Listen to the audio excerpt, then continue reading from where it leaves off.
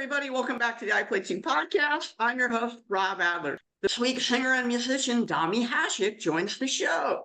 Growing up, she sang in choirs and played the flute. In 2010, as a teenager, she competed on the Czech equivalent of America's Got Talent, singing Hallelujah and I Will Always Love You. At Eurovision in 2022, performing with the band We Are Domi, she represented Czechia performing the band's song Lights Out. The band's most recent song, Love Every Part of It, was released back in March. Her father, Dominik Hasek, is a Hall of Fame goaltender who won multiple Stanley Cups, multiple Vezina trophies as the National Hockey League's best goalie, and an Olympic gold medal in 1998. Domi, welcome to the show. Hey, thank you so much for having me. Thank you for being here. How are you doing today? I'm good. It is so gloomy today in Prague. So it's not summer vibes that I was hoping for already in June. But I'm good. I'm chilling. I'm relaxing. I would imagine some Czech Pilsner could fix that problem. Oh my gosh. So after the World Championships, I got so drunk that I actually downloaded an app that is for going sober. I don't have a problem, let me just preface that, with drinking, but I was like, okay, I really need to seriously detox because since we won, it was like a massive party all over Czech Republic. And okay, I need a break from beer, but I'm good. I'm healthy. Don't worry, guys. Did you get to go to any of the games? I did. So I went to the Czech Republic and the States. So actually that was a weird one because I actually had friends being like, oh, who are you gonna cheer for? And I was like, guys, I'm gonna cheer for Czech Republic. I love America and I loved living there for 13-ish years. But of course, I rocked up in a Czech jersey, of course, specifically my dad's, which was really cute. That must have been one heck of an environment to be in the arena for. It was crazy. It was so nice because I don't actually go to hockey games often, mainly because I find the games. Okay, I hope no Czech people are going to be listening to this, or I mean, I hope they do for your sake, but because of what I'm about to say. But basically, the Czech league, it's great, but I just find it really slow. So when I go to America, which hasn't also been in a while, but whenever I do go, I try to go to NHL game, and it's just like a whole different experience. So I don't go often. And this was like a big one for Czech people overall because it was obviously the championship was happening here and the atmosphere was mental and it was really good. People like me who haven't been, kind of tell folks a little bit about the Czech Republic and what it's like to live there and what it's known for, things like that. Czech Republic is in the heart of Europe. So I live in Prague, which is the main city here. There's like 1 million people living here. It's very international. So for people that want to come over, everyone kind of speaks in English. It's really friendly. I would say like the highlights are, of course, beer, but I would say that's like the first thing that people think of. But it's not all about the beer. The cuisine is insane. It's a very meat-based country, I would say, but it's now getting to a point where it's open for vegetarians and vegans and all that. But if you guys like goulash, we have that as well. Besides that, we don't have the ocean, but we have the mountains. So skiing here is really big. It's a very sporty country, I would say overall. The culture here is really rich. The buildings are really beautiful. And I would say people are nice, but because of like history of communism in Czech Republic, I can sense that the impact of it still kind of lays heavy on the older generation. But now I can really tell that the newer upcoming generation is really open-minded, really friendly. It's really like an up-and-coming place and it's affordable. It's a good place to live. It's really safe, probably the safest place I've ever lived and also visiting wise. I can't say that I ever really felt unsafe walking home from a night out or something. It's really, really safe and I can keep going, but I'll just stop there. If I wanted great Czech food, where should I go? Always the best place for solid Czech food is to go to like a pub, like a proper smelly pub. Where the waiters don't give a crap about you. That's the place to go. Sounds like that would fit in New York quite well. Yeah. Okay, that's like the one downside that I have heard from people visiting, but also as a Czech myself, I would say what was also like a big switch for me when I moved from the US and also the way that I talk to waiters. My mom's always, people in Czech Republic don't talk this way because I'm always like, yes, please, thank you. And I'm like very polite. And that's not really the norm here.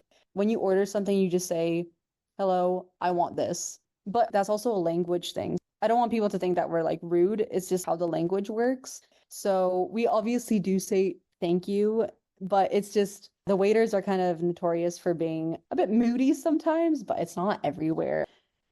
Where's your favorite place to get a kolache? I would say from my grandmother, of course, but honestly, I don't actually eat sweets that much. So we have these type of places called cukrárny, which means sugar places, I guess in translation. And I don't think it's really a thing in America. I can't really explain it.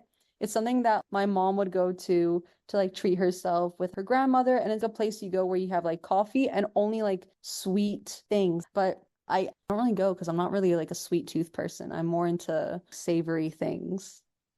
Since we're talking food here for a moment, what's your favorite thing to eat? If there's one dish that you want, what are you having? I'm a big fan of pizza, and that is something that I struggle with here in Czech Republic because we do like thin pizza mainly, like the Italian style pizza. And I really, really miss Little Caesars, which I think was in Detroit. So I really like fat, greasy, cheesy pizza, and that's not really a thing here in Czech Republic, which is really sad for me. So definitely pizza, and then I love sushi. Can't go wrong with sushi.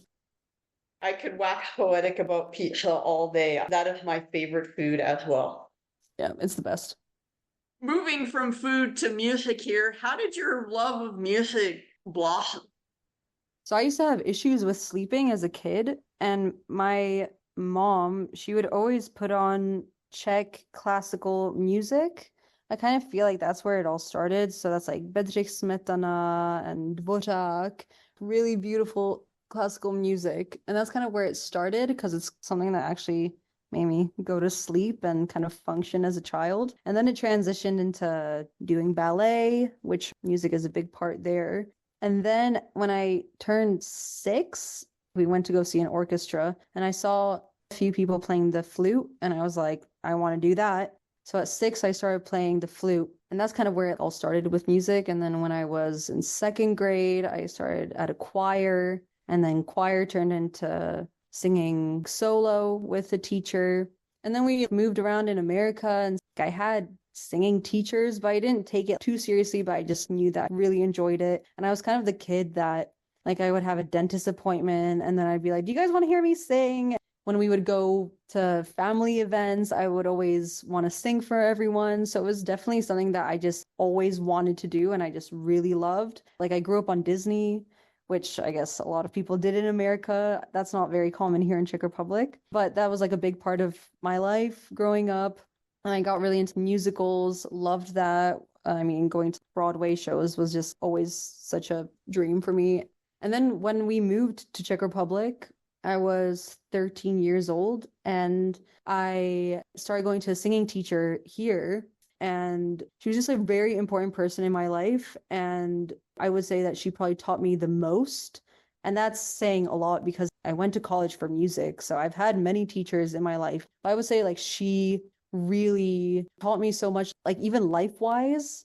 So when I met my singing teacher, it was just like a big part of how my career kind of started. Really found my voice, found the start of knowing, okay, this is something I really want to do. So I went to a private school here in Czech Republic, which was very academic, but I was like, I do not care about the academics. I want to be a singer. I want to do music. And the rest, I was kind of like, yeah, I'm just going to get through school. And then I'm going to do music in college and I'm going to pursue music. So it all just kind of started making sense when I was like 13, 14, I guess. I've got a couple of follow-up questions here. And the first one is, what intrigues you about the flute as opposed to other instruments that you were watching? You guys had to take into context that I was 6 years old when I got this interest. And I honestly just thought it was so pretty of an instrument. Like the sound just spoke, this is just beauty to me. So coming from a brain of a 6-year-old, I want to play a pretty instrument. That was what was going through my head. And that was kind of it. And it stuck with me up until maybe I was like 17 and then I stopped playing. I still have my flute. Like every time I move to a different apartment, I always take my flute with me, but I haven't really been playing much, which is a massive shame. But I just thought it was a very elegant, pretty instrument. My mom did make me play piano. I took ukulele classes as well, but it wasn't the same. How long did you do ballet? I did ballet since I can remember, but then I swapped it out for volleyball actually, because I have always been into sports. I tried all the sports, but really enjoyed volleyball because I actually don't like contact sports. So I don't like people running after me. I don't like fighting with people over a ball. So volleyball was just really nice because I was into team sports because I just really like how you unite with your team. We're on our own side, no one touches me. We're kind of in it together on our separate sides. I played like a high league until I was in college. I still played in college as well, and I really enjoyed it, but I don't really play it anymore. Anything about volleyball in terms of the team aspect that you learn that you've taken with you now that you're a part of a band? The classic of you have to be like a team player, and it's not all about you, which I think a lot of fights can come up. It's like an ego thing, especially being a musician. You have to really control your ego, I would say overall, and just be a team player and compromise and stuff. And also just like listening to each other and not assuming that you know best sometimes. But that's also why we have a manager. Sometimes let us know like if someone's being a bit crazy, which is why you then have a coach when you play volleyball and stuff, and taught me how to like work with people. But I was also a teenager back then. Now kind of being an adult, I see things a bit differently. And I mean, I'm still learning how to like communicate with the band, and it's kind of an ongoing process, I would say. When you say control your ego, are there any kind of techniques or things that you do to make sure that you do that? I'm really lucky that my bandmates are like my closest friends. So we're really open with each other. So if someone is being a little bit rude or being a bit egoistic in certain situations, we aren't shy to let each other know. And just try to think about the fact that it's good to be emotional, but it's also good to be a bit rational and kind of take a step back and take like a break from each other. There's nothing wrong with that. So I just try to think outside of the box sometimes if things do get heated in the band room. But honestly, we're all really nice to each other. So there's not many fights that do happen in the band overall. How did the band meet and get formed? We met at college. I was in my second year of my bachelor's degree, and the boys came in for their first year. And I guess one aspect was that we were all international students. So the college was in Leeds, which is in the UK. It's in the north. And before I went into my second year, I went to a jazz camp that was in Norway, and I didn't really know about the scene there. So I kind of got introduced to the pop scene there and other artists that I should check out. And I just fell in love mainly with this one artist. Her name's Aurora. And I came back to my second year being like, I want to do that music. This speaks volumes to me. And I kind of was trying out so many different genres, but this is kind of something I was, okay, this feels like it could be me. And so I was like, okay, I need to find Norwegians. And my bandmates, they actually are Norwegian. And I was like, yep, this makes sense. Let's get in a rehearsal space together and start creating music together. So we've actually known each other since 19, 20 years old, and we haven't stopped since. How did you end up deciding to go to the Leeds College of Music? Like I said, I went to private school here in Czech Republic because at the time my Czech wasn't very good, and my parents were like, okay, you might struggle in Czech schools. So they wanted to put me into a school where it was all in English. So it was like British school here in Prague. And I didn't do the usual graduating exams Czech people do. I did the British version, which is called IB. And since I graduated from that, they were kind of pushing their students to look at colleges in the UK. I actually always wanted to go to Berkeley in the States because I was still kind of stuck on, I'm American, I want to go back to America. But in those years of being in high school, I slowly Europeanized, I guess. And I started looking at British schools. And because my school had all the knowledge of how to actually get to these schools and they were really helpful in that, I started drifting away from going back to America. And again, I didn't care that much about school. So I left everything super last minute. When I was meant to apply to all these schools, I think I left 24 hours before I was supposed to apply to everything. And I didn't even know Leeds existed, to be honest. I always knew about the major cities like London, Manchester, Liverpool, but I was like, Leeds, never heard of it. Sure, let's just click that and send it off. I don't really care. As long as I go to music school, like I'm good. And I ended up going to a few different schools. I even went to go visit the cities to make sure that I would enjoy the place that I'm living. I went to Brighton, which was a lovely city, really liked it there. But my expectations of what the course would be wasn't there. It was just, oh, I'm not sure how I feel about this school. And then I also applied to musical theater schools because I thought that maybe that is my path. But before I even went to Manchester, I went to Leeds and I really fell in love with the course. I just really liked the idea of when I did the exam in front of the teachers, they really pushed me to do something original. Because I actually sang Valerie from Amy Winehouse, and they just kind of looked at me and they're like, yeah, we've heard this so many times. And I was like, oh my God, I'm not getting in.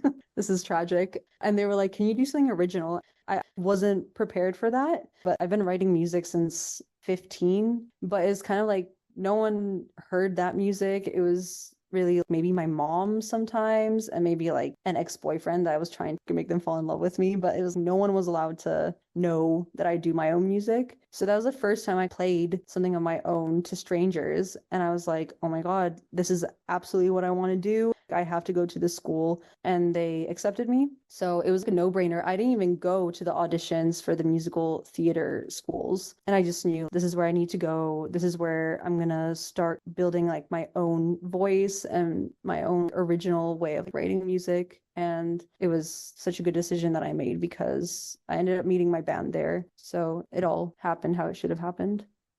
You were on the Czech version of America's Got Talent. Were you nervous at all? Especially as a teenager when you're 15 and that's kind of a big stage.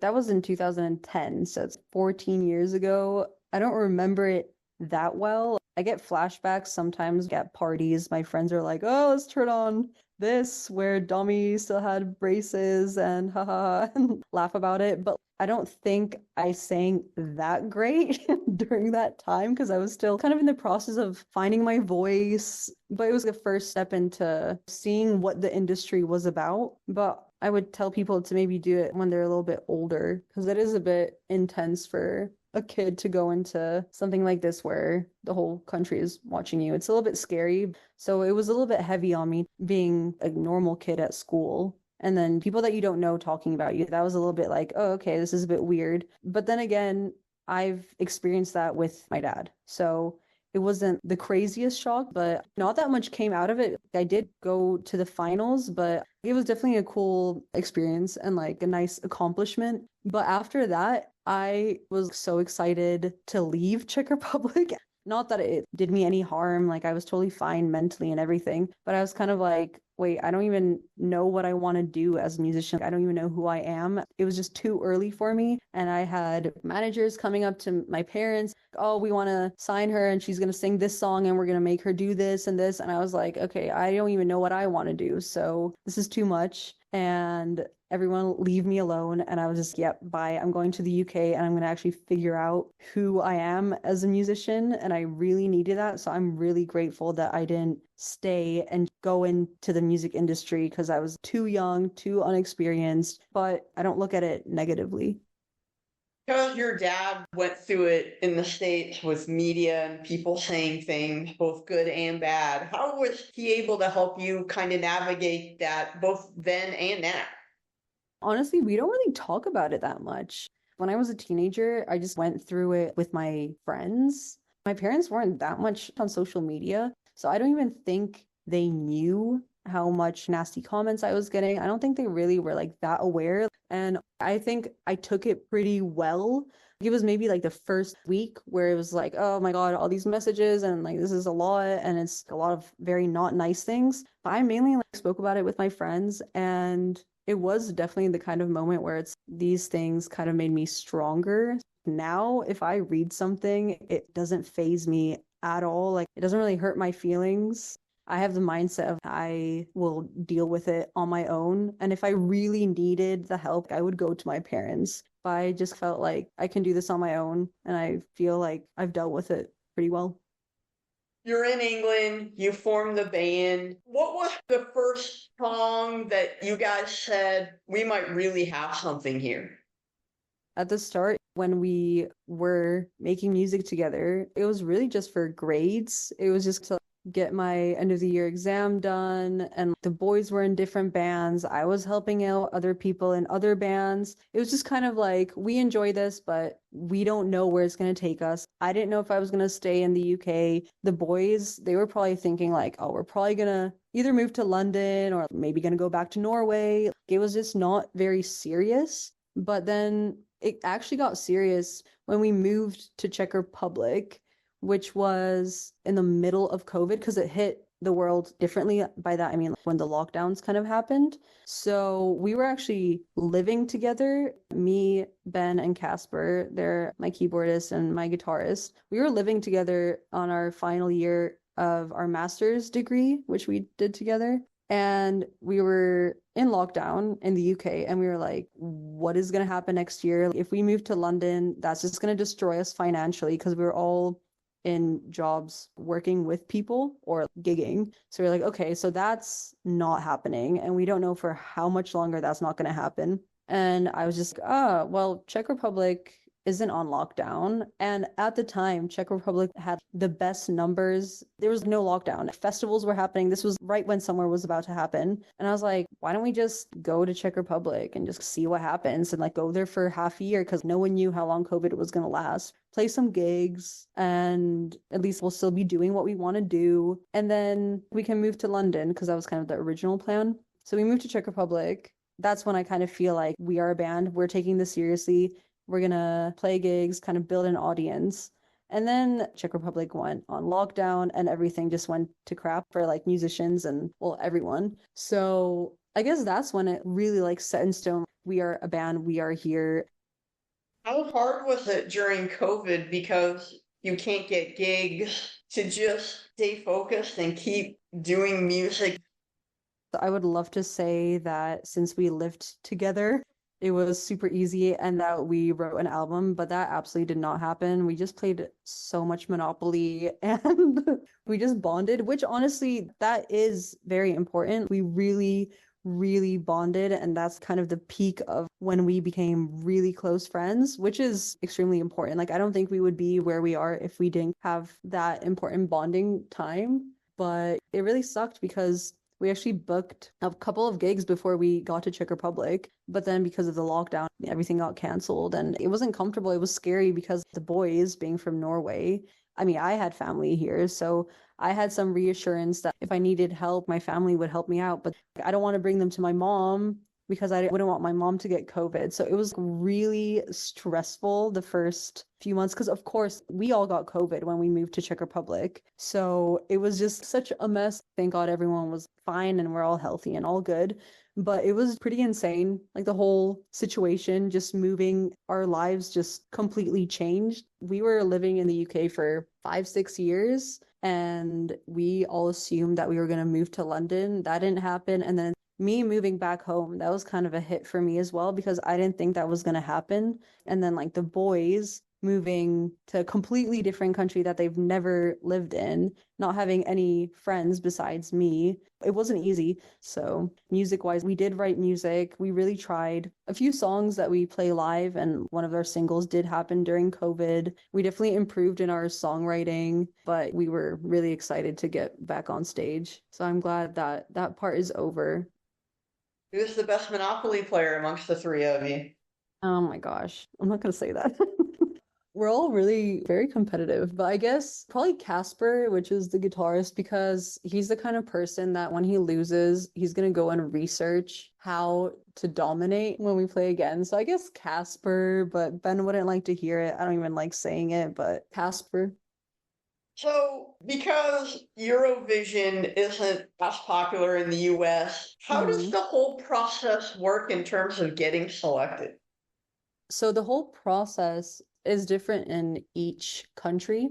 Sometimes you can just be pre-selected because maybe you're already like a big star in your country. But in Czech Republic, they open up portals so you can send your demos. So it doesn't even have to be finished songs. We sent in like 3 songs that we had like decent demos of. And then you just basically wait for a call. In our year, I think 7 acts got selected to battle it out in the finals. So because it was still kind of COVID times. So what we had was live on tape, which meant that we went into the Czech TV studio and we had 5 takes that we would do live and they would film. Our first 4 takes were super bad, not very good at all, because I was quite nervous. First of all, we haven't been playing live. We didn't practice much in front of people, and suddenly it was like I was in the studio and 20 people are staring at me, and it was a weird situation, I would say, weird atmosphere as well.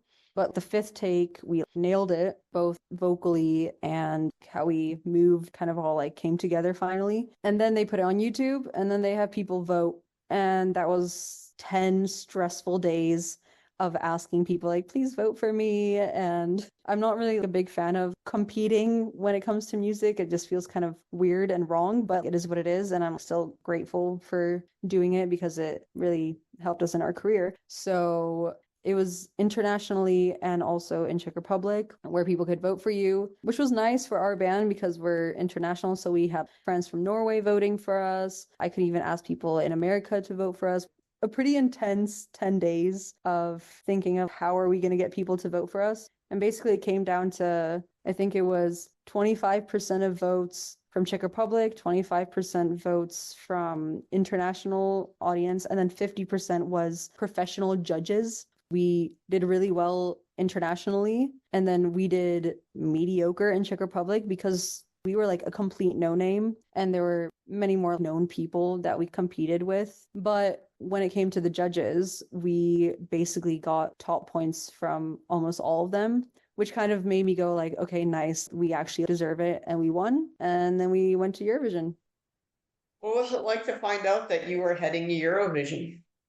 That was crazy. They did the announcement live on YouTube, so it wasn't like getting a call or something. All the finalists come to one place and like family and friends, and then we all kind of watch it at the same time. And it's really funny because they wanted to get footage of the reaction. And me and the boys, we were super nervous because one day we were like, I think we did it. Like, I think we're going to win. And then we would wake up the other day and be like, nah, guys, there's no way we're going. Have you seen someone really famous shared another singer? Like, there's no way we're not going to go. So it was such a roller coaster of feelings if we're actually going to go or not. So we were drinking beer and we had it on a table in front of us. And I'm not going to lie, like, I think there was 12 beer cans on our table.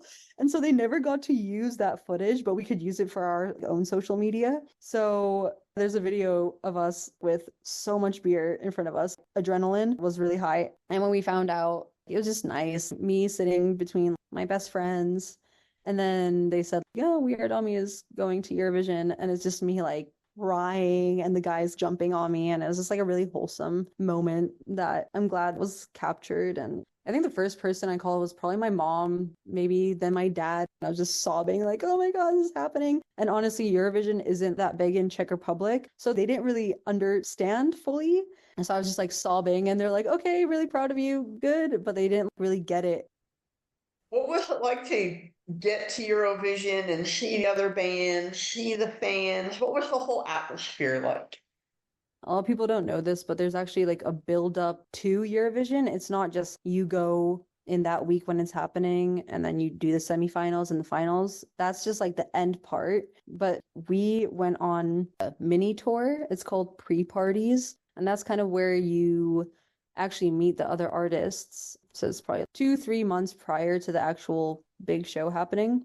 So we went to Amsterdam, Madrid, Barcelona, London, and that's kind of where we got to meet Eurovision fans and actually realize how big Eurovision is. I didn't really know much about Eurovision. Like the guys, they knew much more because in Norway it's massive. So they kind of already had some expectations. I had zero expectations. I had no idea. I wasn't sure if 50 people are going to show up to these gigs or if it was going to be like 800. And it ended up sold out shows, which was really intense for us because before that, we were playing shows in England where for a gig we would get £30 together as a full band, no money, or sometimes we even just played for a beer. We were playing for almost like no people. And then going into these shows, and everyone knew all the lyrics to our song. It was very overwhelming, but also really beautiful. It was just a crazy experience. So there we got to meet all the other artists, and everyone was really lovely. We're a very friendly band, and we're, I would say, pretty outgoing. So we didn't have any issues with meeting people and having fun. And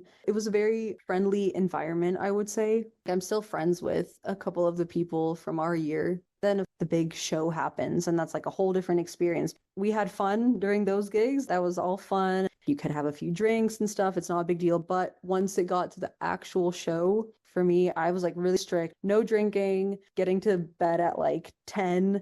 And I enjoyed it, but I'm here to actually do well for all the work that we did in the half year leading up to it. So super fun. Really crazy knowing that someone cares about us from Spain. It was a crazy experience. Going from really small crowds to all of a sudden you're playing sellouts. How long did that take in terms of getting over the stress, the anxiety, to knowing the fact that you've made it? I still get anxious. I don't think that's really gonna change. It's more about just knowing how to deal with it. That was a really solid masterclass for me, I would say. Like that half year was a lot of failing and learning from that. So some of the shows that we played, like especially the first one, we did a live show in Romania, and it was actually for like their finals. Oh my gosh. Look it up if you guys want, but please also don't. But I did so bad because it was learning how to use in-ears, because before that we weren't using in-ears. We were just playing without having any click in my ear. It was all really new to me. So I didn't know how to navigate what levels I wanted in my ears, or like we've done music videos. So like I kind of knew how to look at a camera, but it was all just like really new and intense. And I totally bombed it, and it was tragic. I've never heard myself sing worse because I just didn't know the levels. So I was singing off and I was like, oh my God. And that really put like crazy doubt in me. Wait, am I not a good singer? Eurovision fans, they are really good at praising you and loving you. But when you do something bad, you get your trolls and people being like, look at this, she can't sing, blah, blah, blah, blah. They don't know what's going on in your head during the time. They don't know about technical difficulties. I don't want to have excuses and stuff. It's, well, that's kind of on me because I should be a professional, but it's also like, that's just what was happening. And I'm human and this stuff happens, and tech stuff can fail you sometimes, or you're not as experienced yet. So like it happens, but you're thrown into something like Eurovision where a lot of eyes are on you and they're like really watching you slip up if you do. So that happened, and that was like really hard. I was really struggling up until the actual big show. It was tough, but I have to say, if I didn't have an amazing team and if I didn't have my best friends go through it with me, it would have been so much harder. It was like very important to have a good team, and it was really important for me to have Ben and Casper to be like, let's fix this, let's figure out why are you not hearing yourself well. So we went through the whole journey of teaching myself what people go through for like years. I had to learn that in like half a year so I don't embarrass myself in front of 160 million people watch it every single year. So I was like, oh my God, I have to get my stuff together now. So when Eurovision happened, like the actual Eurovision that you see on TV, my mindset switched so quick. And I was like, no, now I'm going to be amazing. And we're getting to the finals, and we did really well. So I guess I just needed downfalls to like learn from it. It was all a process, but a difficult one, but it was worth it. I have a couple of follow-up questions on that. And the first one is, just how much pressure was there representing your country? A lot. Because the pressure was coming from all different parts. First of all, the TV station that funds the whole show for Czech Republic, they were like, she's not doing well. What's going on? So then there's like the pressure from our bosses, which is a bit scary. Then there's obviously the pressure from myself, and then there's the pressure from social media. That was tough reading some of the things that people said on Twitter. Like when you get a crazy amount, that was sad because, well, they're kind of right. I didn't sing well in that pre-party or whatever. And I was like, well, they're right. And now it hurts. And then representing my country, they would care if we didn't get into the finals. I was like, no, that's not going to happen. Like, I'm going to prove to everyone that we're getting into the finals. I just didn't want to let anyone down. I didn't want to let my band down. I think that was priority number one for me. And we just want to get to the finals. And then whatever happens in the finals just kind of happens. That was our main aim. And we did that. And I was like, we could be last. I don't even care if we are last in the finals. As long as we get into the finals, I know that we've done what we needed to do and we're going to leave Eurovision and be like, super happy. And that's exactly what happened. You performed in Torino, and what was it like to perform in the same arena that your dad played in Olympics in 2006? It's actually so funny because I had a reporter ask me that when I was there, and they asked me, and I was like, oh, did he? I had no idea. But it is a cool connection, I guess, that I have with my dad. But I didn't think that much about it. I think I was in a mindset of I'm here just for this, but it's a fun fact, I guess. But I had no idea. It also speaks to how focused you are on the competition and the performance. I was fully focused. Obviously, we had press days, which sometimes was a lot because talking for hours and hours, it's not great for my voice either, and do the interviews and stuff. But the whole time in my head, I was, I'm here for one thing. In terms of the Eurovision voting process, it seems a little strange. Could you kind of talk a little bit more about it and as you're waiting to find out the results? The basics are the semifinals happen, and in the semifinals, you don't have professional judges, I believe. It's just people get to vote. And honestly, even before I went to Eurovision, I didn't even know there was a semifinal.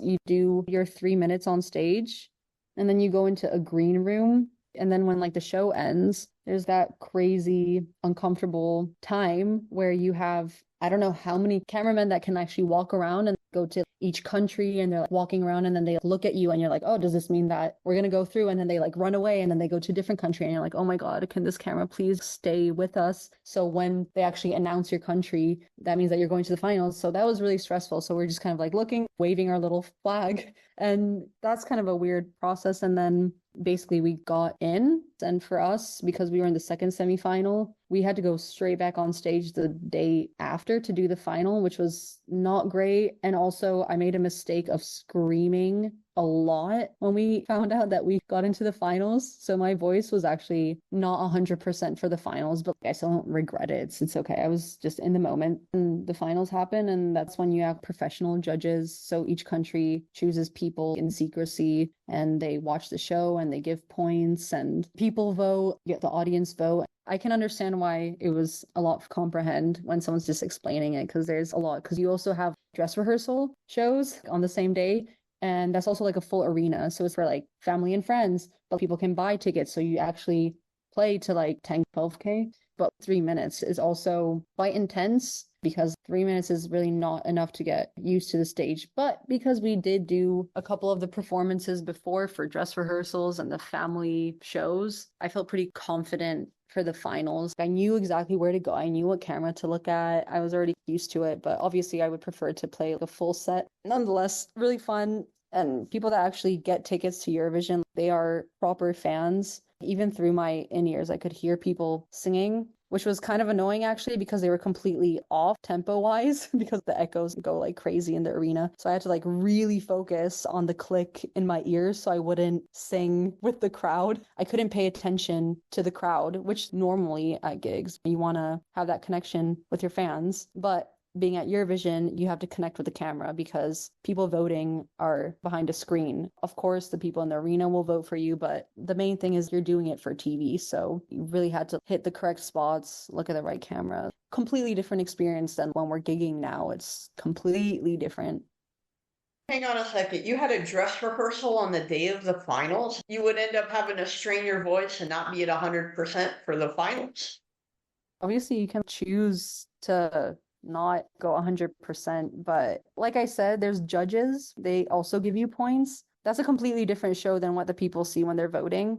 So you have to do like 100% for the judges as well, which is crazy because it's a whole complicated system. But you kind of know that the judges, they're looking for really good vocals, really good stage performance. Some people are, I want to see the craziest thing, or I want to see the coolest dancer, or like, I want to see the coolest outfit. Sometimes they don't even care that much about the vocals. Maybe they just want you to perform amazing. So it's really difficult because you have to kind of please everything and everyone, which then that's who ends up winning. You have to have amazing vocals, catchy song, but you also have to look really good. But it's not easy.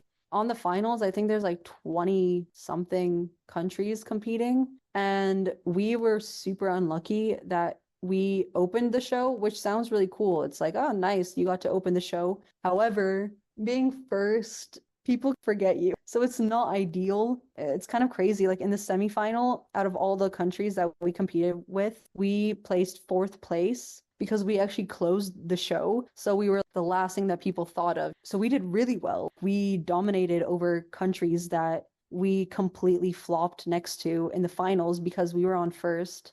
And again, it's a show for people. And I don't think people realize sometimes that being first is such a downfall for a band. But I kind of wish that they put us later on in the show for the finals because I think it would have made us place better. Again, our whole goal was to get into the finals. I was super happy. I think it's kind of cool also that I can say that we opened the show. It's like the Super Bowl, but in the end, it wasn't really great for us. But I don't want to make excuses. It is what it is. And our aim that we set for ourselves was met.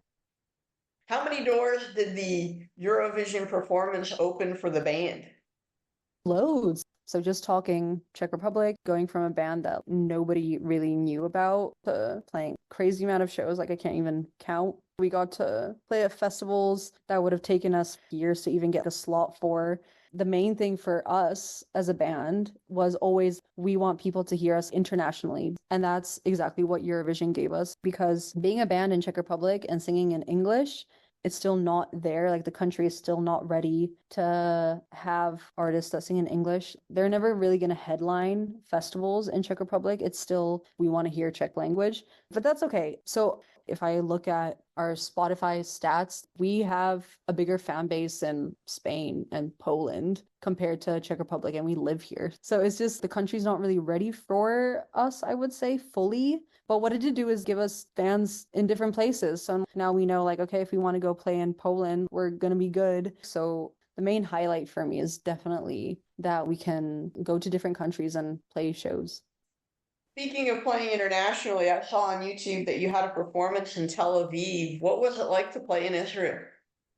It was interesting. That was part of the pre-party, and I think that was the biggest arena that we played. If I don't count, obviously, the Eurovision stage. Again, you get people there that really, really love Eurovision.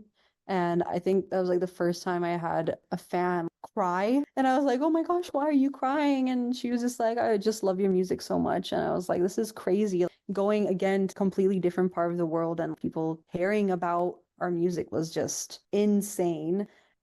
What's it like to get recognized when you're performing, whether it's in Spain or England or even at home from time to time?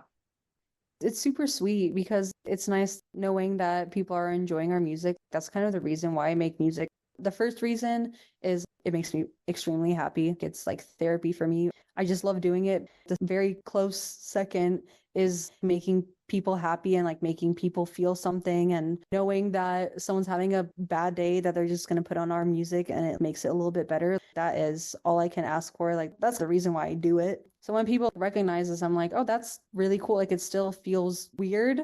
So it's just kind of nice getting appreciated for the crazy amounts of hours that you put in for free, basically. We're just like in our studio putting a lot of time into creating music. And then it's just nice that people appreciate it. And it's nice that people actually pay to see us. It's just kind of crazy to me, but crazy in like the best way possible. It's just nice being appreciated for music that we put out there. When you go to Eurovision, you get an instant wave of now we know you, and a lot of people suddenly care about you, and it can really mess with your ego and stuff. I would like to say for myself, I don't think it's changed me as a person, which I'm really thankful for. And I think that has to do with kind of growing up with it and seeing it with my dad. When we walk together in the city, people are always staring at my dad, or people sometimes come up and want to take a picture. So it wasn't something that I was so shocked by. I feel like I know that I want to continue being a humble person, and I don't want to turn into something ugly because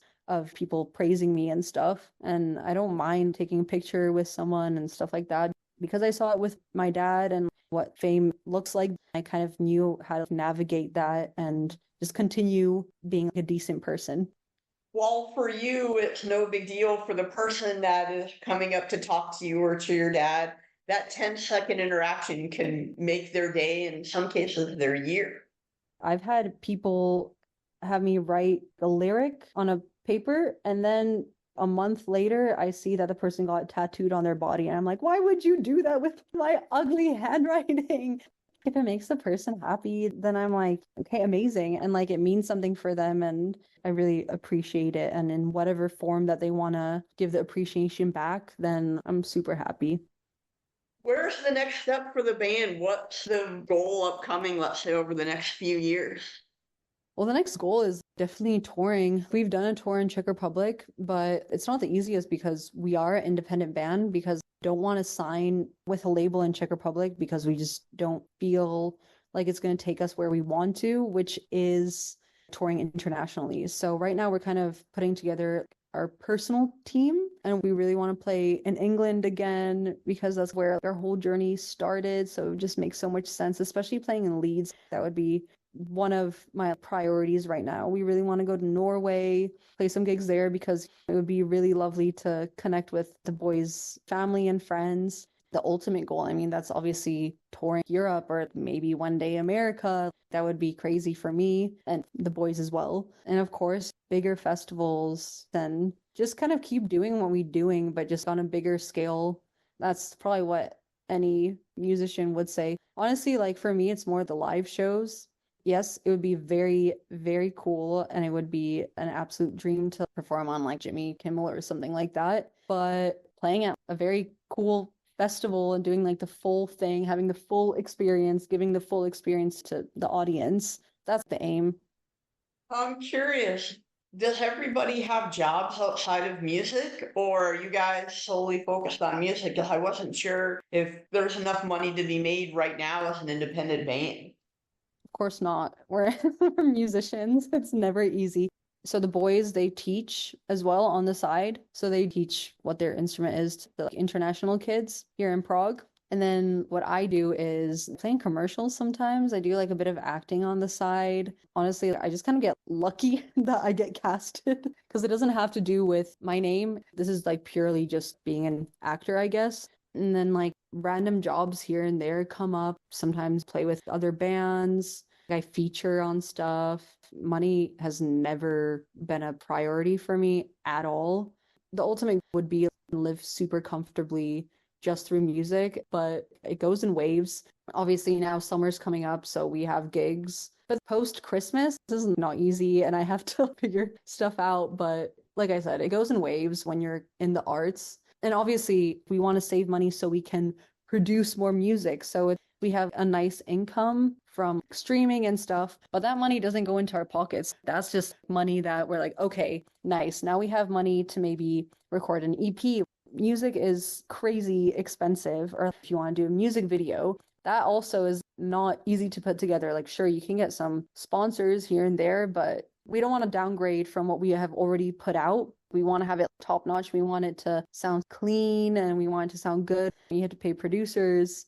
Yes, there is money made, but that's all being filtered into new projects, new music. So if we want to pay rent, then of course we have to do stuff on the side. But if I really, really was struggling, I know that I can go and sleep at my mom's place. And I'm very aware that I'm a lucky kid, but also I'm aware that I'm an adult and I don't want to ask too much from my parents at all. If I have tougher moments, I just go through it because that's what you do when you're an adult. But I've had tough moments, especially like when I was in the UK. So I actually took a gap year in between my bachelor's and my master's. And my parents were like, okay, you're not a student, so we're not going to help you out financially. And I was like, that's totally fair. I get it. So I was working behind like a music bar where they would put on gigs. Super cool. Really good bar in Leeds. If you guys want to go to Hedgerow House, do that. There was like moments where I like couldn't even pay for hot water. So I was like, oh my God, which was very humbling. And I'm glad I went through that because I just kind of feel like people assume because of the family I come from that you get stuff handed to you or, oh, your parents are just going to give you all this money. No, not Czech parents. I didn't even tell my parents, I don't have money for warm water. But I kind of wanted to go through that because I was like, look, I'm an adult. This is just reality and you have to go through it. And that's exactly what I did. You're so busy. When do you find time to sleep? I love sleeping. So, like, of course, as a singer, you have to sleep if you want your voice to function. So I do sleep. I also work a lot. I don't do 9 to 5 as people usually do. I work more the second half of the day, but then like sometimes I catch myself working up until like midnight in the studio and stuff. It happens, but this is a different lifestyle. And I just sleep when other people are getting into the office, but like it's doable. But I like my sleep. If you want to stay sane, you need your sleep. And sometimes just realizing what are priorities and assessing your day. There are days when I'm super stressed, like, oh my gosh, I'm not doing enough. But then it's if I'm not getting enough sleep, that's not even going to happen. I'm 29 and I'm still figuring out how to function as an adult, do everything right, get in enough food, drink enough water. I forget that all the time. I'm far from figuring out what the hell I'm doing and how to navigate my life as a musician. Like maybe I'm never going to properly figure it out. I'll just slowly get there. I worked in the media for a long time, so there were days when I was working 6 p.m. to 4 a.m., so I can relate of sleeping while everyone else is working. I like the lifestyle. It keeps you on your toes for sure. Domi, I want to thank you so much for joining the I Play 2 podcast today and talking about your career in music, performing at Eurovision. Continued success and best of luck. Thank you again. Thank you so much for having me. If you guys want to listen to our music, we're everywhere. YouTube, Spotify, Apple Music, so on. And the band is called We Are Domi. That is We Are Domi. And hopefully you like it. And don't be shy to reach out. We're super open to talking to people on Instagram and so on. So you can find us anywhere and have a beautiful day. And thank you again.